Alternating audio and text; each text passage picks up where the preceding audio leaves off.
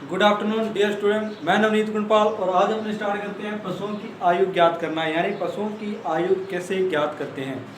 पशुओं की आयु ज्ञात पहले तो करते ही क्यों हैं।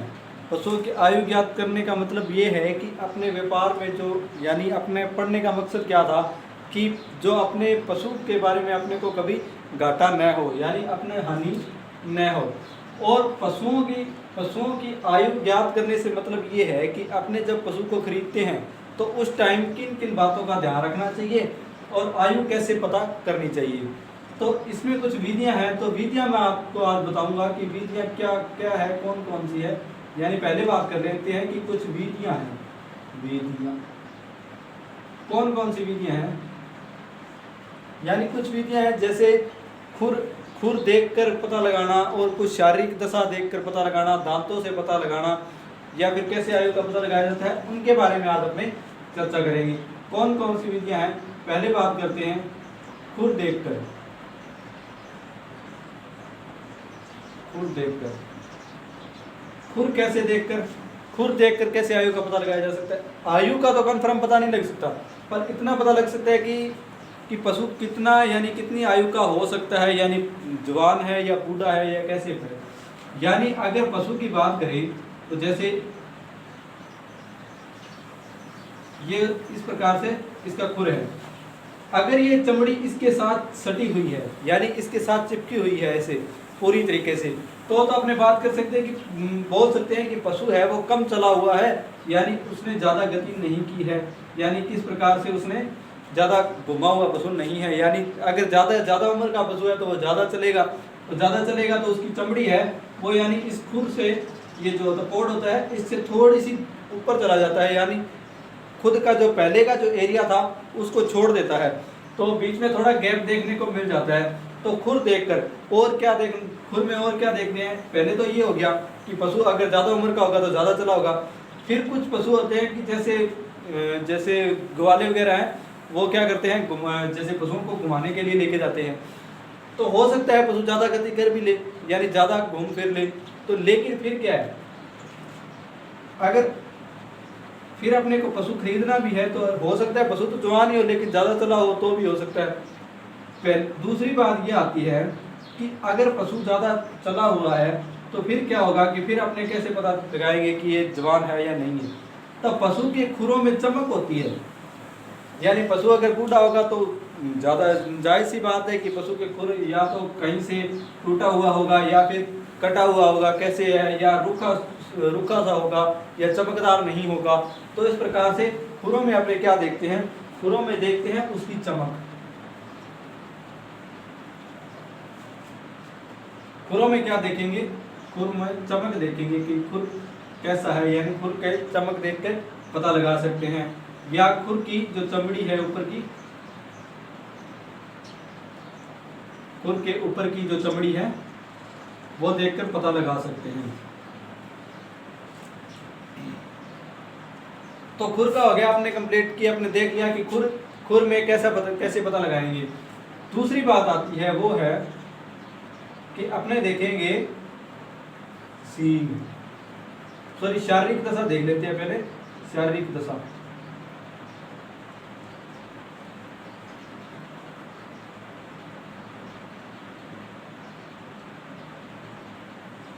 अब पशु को देखेंगे बाहर से कि पशु कितना बूढ़ा है या कैसे है, जवान है। तो अब पशु में क्या होगा कि पहले देखेंगे पशु के शरीर की चमक, यानी पहले बाल देखेंगे कि पशु के बाल कैसे हैं, यानी चमकदार बाल हैं तो अपने बोल सकते हैं कि पशु थोड़ा जवान है, या ज़्यादा रुखे सूखे से बाल हैं तो मतलब ज़्यादा इसकी केयर नहीं की गई है या पशु अपने काम का नहीं है। बाल देखकर, और जैसे पीठ देख लेंगे इसकी, यानी पीठ ज़्यादा झुकी हुई तो नहीं है। स्वभाव देख लेंगे कि पशु किस प्रकार से रिएक्ट करता है, कि अपने पास जाते हैं तो जवान पशु होगा, अगर वो बैठा हुआ है तो अचानक से खड़ा हो जाएगा। अगर उसके पास जाते हैं, अगर खड़ा हुआ पशु है तो वो अपने को देखकर नस वगैरह हिलाएगा या फिर कैसे देखकर अपने को मतलब कुछ प्रतिक्रिया देगा, तो उससे स्वभाव से पता लगा सकते हैं। अगर मारने वाला पशु है तो मार कर भी बता देगा कि भाई मैं मतलब अपने को देखकर कुछ हिल डुल रहा है तो उसका स्वभाव अच्छा है, यानी वो शरीर में मतलब हेल्दी है, ठीक है। और इसके बाद है बाल हो गया, पीठ हो गया, स्वभाव हो गया, या उसके बात कर ले आंखें देखकर कि आंखें, अगर पशु है, पशु की आंखें थोड़ी चमकदार है, अपने को देखकर अपने पता लग जाता है कि आंखें थोड़ी अट्रैक्ट करती है, तो फिर उससे पता लग जाएगा कि उसकी शारीरिक दशा कैसे है, उससे देखकर पता लग जाएगी कि पशु जवान है या बूढ़ा है या किस प्रकार से उसकी एज है। तो फिर दूसरी बात आती है इससे अलावा कि शारीरिक दशा अपनी कंप्लीट होगी कि बाल देख लेंगे, पीठ देख लेंगे, पीठ ज़्यादा झुकी हुई तो नहीं है, कुछ पशु होते हैं उनकी पीठ ज़्यादा झुकी हुई होती है, यानी नस्ल के हिसाब से तो हो सकती है, लेकिन नॉर्मल पशुओं की पीठ ज़्यादा झुकी हुई नहीं होनी चाहिए। उसका स्वभाव देख लेंगे, आंखें देख लेंगे, और पशु का शरीर पूरा का पूरा शरीर ही देख लेंगे, जिससे क्या पता चल जाएगा, पूरा का पूरा शरीर देख लेंगे, जिससे क्या पता चलेगा कि पशु, यानी अगर पशु का शरीर है वो बाहर से कैसे, कुछ बीमार वगैरह तो नहीं है, यानी पशु किस प्रकार से, यानी दुबला पतला तो नहीं है, उस प्रकार से पता चल जाएगा कि शरीर देखकर भी कि कैसे उसका शरीर है। और दूसरी बात आती है सींग देखकर कैसे, सींग देखकर कैसे पता लगाएंगे। सींग ज्यादातर देखे जाते हैं, सींग देखते हैं अपने भैंसों के अंदर, ज्यादातर भैंसों के अंदर देखकर पता लग जाता है, या ऐसे पशुओं के अंदर जिनके ऊपर सींगों के ऊपर स्पष्ट छल्ले दिखाई देते हैं, यानी सींग के ऊपर इस प्रकार से छल्ले से दिखाई देते हैं, तो उनको देखकर पता लग जाता है। सींगों में क्या देखेंगे, सींगों में देखेंगे छल्ले देखकर। अब छल्ले होते क्या हैं वो बता देता हूं कि जैसे ये इस प्रकार से सींग है किसी पशु का, इस पर क्या है, कुछ एज के बाद में, यानी कुछ पहले 3 साल के अंदर, पहले 3 साल के अंदर एक छल्ला बनता है, फिर प्रत्येक साल एक छल्ला बनता जाता है। तो इस प्रकार से कि पहला छल्ला कब बनता है, उसके बाद में फिर उस दूसरा छल्ला कब बनेगा और तीसरा छल्ला कब बनेगा, इस प्रकार से जितनी आयु का पशु होगा उतने छल्ले बनते जाते हैं। तो इन छल्लों की संख्या को देखकर अपने एज का पता लगा सकते हैं। तो इसका क्या सूत्र है, इसका सूत्र ये है 2 प्लस छल्लों की संख्या,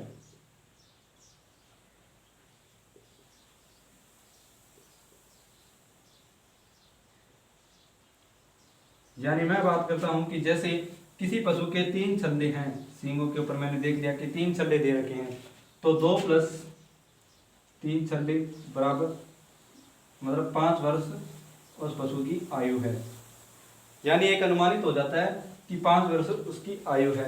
लेकिन अगर इसमें भी एक दिक्कत है, इसमें दिक्कत क्या है कि कुछ लोग कैसे होते हैं कि जैसे इन छल्लों को घिस देते हैं पशु को की आयु को कम दिखाने के लिए, इन छल्लों को घिस कर यानी मिटा देते हैं इनको, तो फिर क्या होता है कि सींग, जो सींगों के छल्ले मिट जाएंगे तो अपनी आयु का अनुमान मतलब पता नहीं लगा सकते। फिर इसके बाद में जो आती है वो देख लेते हैं।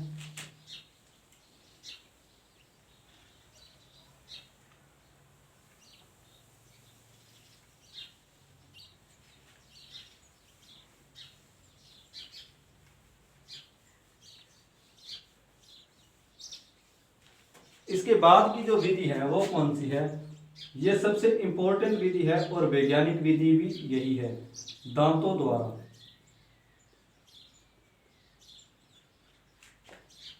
दांतों द्वारा कैसे करेंगे, दांतों द्वारा पशु के दांतों को गिना जाता है, तो उनसे पता लगा लेते हैं कि पशु, अब दांतों को देखने के लिए एक अच्छा व्यक्ति चाहिए, यानी जिसको पता हो, नॉलेज होना चाहिए उसको कि कैसे कौन सा दांत कब कौन सी आयु के अंदर निकलता है, तो ऐसे पता लगा सकते हैं।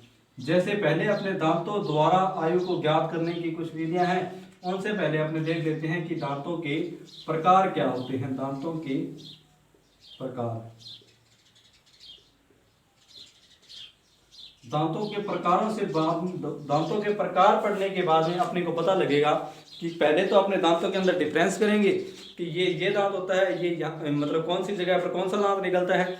फिर इसके बाद में देखेंगे कि कौन सा दांत कब निकलता है, तो दांतों के प्रकार में अपने पढ़ेंगे।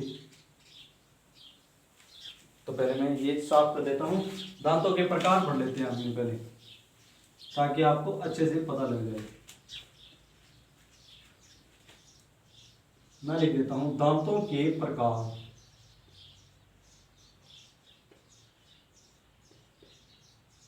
दांत 4 प्रकार के होते हैं। होते कौन कौन से हैं वो देखना। पहले आते हैं इंसीजर टीथ। इंसीजर टीथ यानी कृत्रिम दांत, यानी काटने वाले दांत। कृत्रिम दांत जो सबसे आगे की ओर पाए जाते हैं, तो इन्हें बोलते हैं कृत्रिम दांत। फिर बात आती है दूसरे, पहले इस पर पूरी बात कर लेते हैं। कृत्रिम दांत, इन्हें काटने वाले दांत भी बोलते हैं, काटने वाले दांत। और ये होते कितने हैं? ये होते हैं 4 जोड़ी। 4 जोड़ी।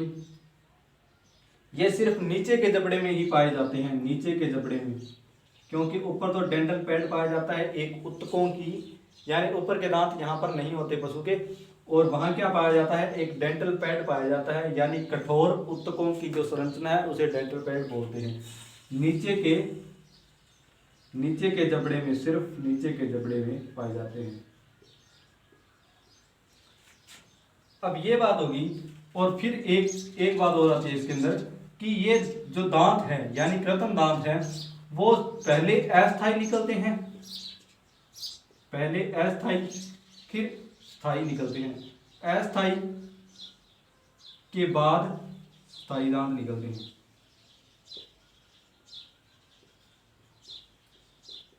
अब अस्थायी कौन से हैं या स्थायी कौन से हैं ये बता देता हूं। अस्थायी कौन से हैं? अस्थायी वे दांत जो पहले आते हैं, यानी जो पशु के जैसे जन्म के बाद में जो दांत निकलते हैं और बाद में टूट जाते हैं कुछ समय के बाद में, और उनके बाद में जो नए दांत आते हैं जो उसकी मृत्यु तक रहते हैं, वो क्या तो उनको क्या बोलते हैं? स्थायी दांत बोलते हैं। तो अस्थायी के बाद स्थायी दांत निकलते हैं। दूसरी बात आती है, दूसरे कौन से दांत हैं? 2 नंबर पर वो लिख देता हूं canine teeth. Canine teeth. Canine teeth कौन से हैं? यानी कील दांत। अब ये कील दांत कौन से होते हैं?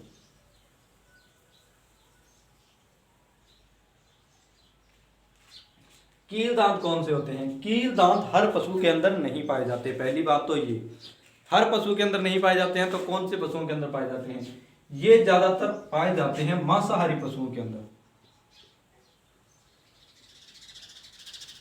मांसाहारी पशुओं के अंदर अधिकतर। दूसरी बात आती है, गाय भैंस में तो बिल्कुल नहीं पाए जाते। तो गाय भैंस में नहीं।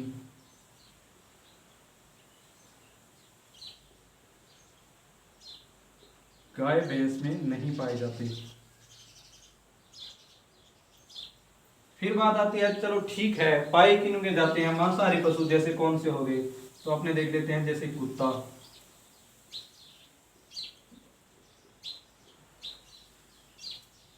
कुत्ता, बिल्ली आदि जो हो सकते हैं। और इसके बाद में अगर ये होते हैं तो कितने होते हैं, यानी इनकी संख्या कितनी है? तो ये होते हैं 2 जोड़ी। अगर फिर भी समझ नहीं आया तो मैं बता देता हूं कि अपने कौन से दांतों की बात कर रहे हैं। तो ये दांत, जैसे ये इस प्रकार से दांत है,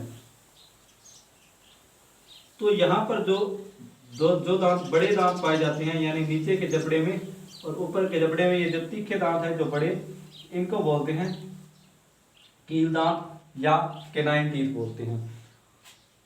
इसके बाद में देखते हैं, ये हो गया अपने कृत्रिम दांत यानी काटने वाले दांत, और ये 4 जोड़ी होते हैं, नीचे के जबड़े में पाए जाते हैं। अस्थायी के बाद में स्थायी दांत निकलते हैं। और फिर कील दांत की बात आ गई, इन्हें केनाइन टीथ बोलते हैं। मांसाहारी पशुओं के अंदर अधिकतर पाए जाते हैं, और गाय भैंस में बिल्कुल नहीं पाए जाते, बकरी के अंदर भी नहीं पाए जाते। कुत्ता और बिल्ली के अंदर, यानी मांसाहारी पशु, ये मांसाहारी जो है तो मांसाहारी के अंदर पाए जाते हैं। और ये 2 जोड़ी होते हैं। 2 जोड़ी का मतलब क्या है? 4 जोड़ी का मतलब क्या है?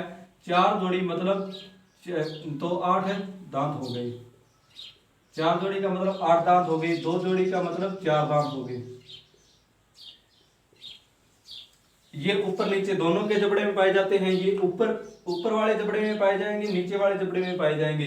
लेकिन कृत्रिम दांत है वो सिर्फ नीचे के जबड़े में पाए जाते हैं, क्योंकि ऊपर की ओर तो डेंटल पैड पाया जाता है। यानी पशु है जो ऊपर की टाइप, इस ऊपर की तरह सतह होती है, जो यहाँ पर एक डेंटल पैड पाया जाता है, यानी कठोर उत्तकों की एक संरचना है जिसे डेंटल पैड बोलते हैं। और नीचे की तरफ यहाँ पर दांत पाए जाते हैं। तो वो दांत कौन से? इंसिजर टीथ होते हैं। फिर इसके बाद में अपने देख लेते हैं आगे कौन से दांत हैं।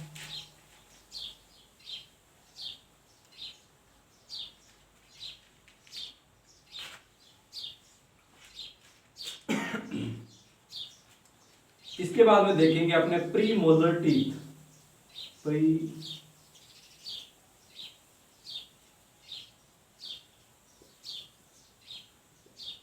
प्री मोलर टीथ को हिंदी में बोलते हैं अग्र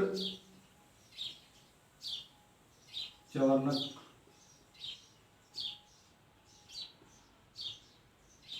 ये दांत क्या है? ये होती हैं 6 जोड़ी।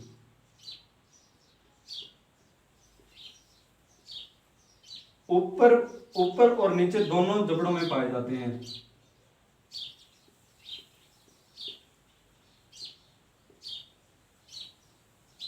ऊपर और नीचे के दोनों जबड़ों में।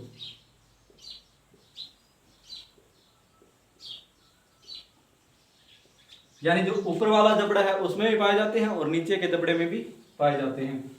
फिर क्या है? ये आते कब है? आते कब है? ये प्रीमोलर टीथ है जो ये पहले अस्थायी होते हैं। पहले अस्थायी फिर स्थायी निकलते हैं।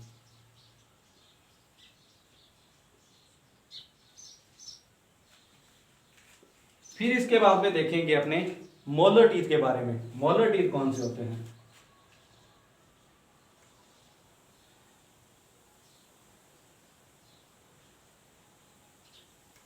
मोलर टीथ इन्हें बोलते हैं चार्नक।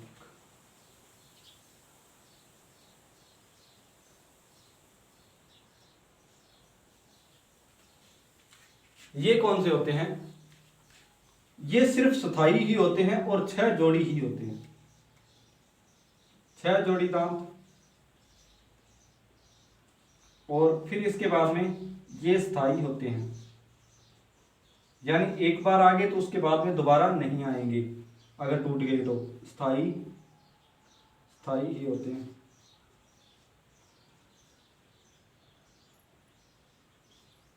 और ऊपर नीचे के जबड़े में पाए जाते हैं।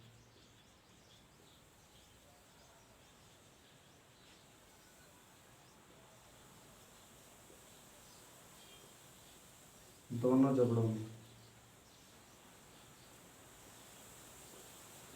फिर इसके बाद में बात आती है, एक शब्द और आता है कि कपोल दांत किन्हें कहते हैं। कपोल दांत किन्हें कहते हैं, मैं यहां पर लिख देता हूं अलग से।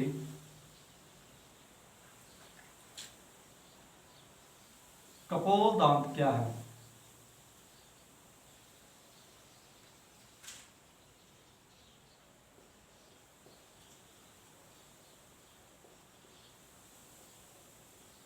कपोल दांत प्री मोलर और मोलर टीथ को ही बोला जाता है। यानी premolar plus molar teeth,